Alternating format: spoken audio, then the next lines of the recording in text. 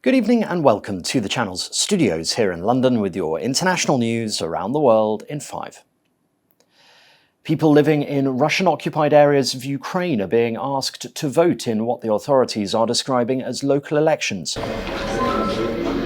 Ukraine's foreign minister called the polls a sham, saying the votes will not have any legal standing. Candidates are all either Russian or pro-Russian and include governors handpicked by Moscow. Many taking part in early polling have been asked to cast their votes in the presence of armed Russian soldiers. Ukrainian officials have warned people not to participate. They say any Ukrainian citizens involved in organising the elections can expect to be punished in the future. Hong Kong and southern Chinese cities are battling widespread flooding as the region endures some of its heaviest rainfall on record. On Friday, streets and subway stations were underwater in Hong Kong as officials shut schools and workplaces. The Weather Bureau said the downpour, which began on Thursday, is the biggest to hit the city in nearly 140 years.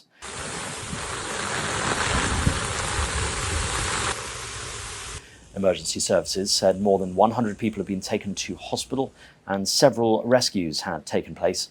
Pictures from the city showed torrential rain turning streets into rivers, flooding shopping centres and public transport.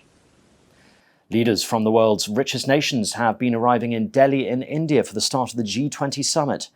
This is the first time the country will be hosting such a high-profile event, with the authorities pulling out all the stops when it comes to preparations. Leaders such as Joe Biden and Rishi Sunak have been arriving, although Russian President Vladimir Putin and China's Xi Jinping won't attend. The G20 countries account for 85% of the world's economic output and 75% of all world trade. They contain 2/3 of the global population. Authorities in West Chester in Pennsylvania have stepped up a manhunt for a convicted murderer who escaped prison after scaling a wall. Danilo Cavalcante, who is originally from Brazil, escaped the Chester County Prison last Thursday by scaling the prison walls. A number of reported sightings reportedly placed the fugitive in a heavily wooded rural area around 2 miles from the prison.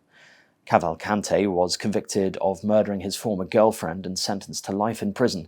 Authorities have advised residents to be aware of empty properties where Cavalcante could be hiding and to contact police for any searches of empty homes. In total, there have been 4 sightings within that boundary. The most recent credible sighting occurred yesterday afternoon, also within that bordered area. We have secured that area and continue to actively search it. While there are a number of challenges, we are confident that if he is in there, we will find him. North Korean leader Kim Jong-un has taken part in a ceremony to reveal what Pyongyang says is its first submarine capable of launching nuclear weapons.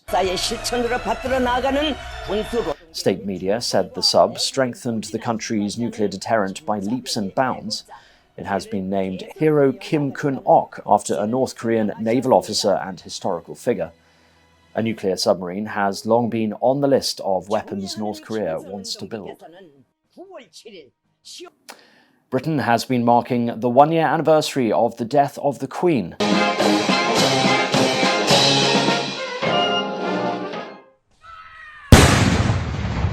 There were gun salutes across the country to mark 1 year of King Charles's reign. We recall with great affection her long life, devoted service, and all she meant to so many of us. The King wrote a message and released a favourite photograph of Elizabeth II to mark the first anniversary of his mother's death. King Charles and Queen Camilla also attended a private memorial service in Scotland. And Prince William has been left shocked after unexpectedly bumping into the England football legend Paul Gascoigne while on an official visit to a sandwich shop. Paul Gazza, how are you? Is it actually you? Yeah, how are you? What are you doing down here? Come to see you. What are you doing?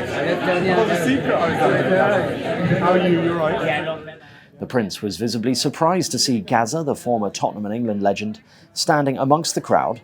The second in line to the British throne was in Pret to learn about the company's programmes to tackle poverty. And that's your international news around the world in 5. Now back to the channel's studios in Lagos.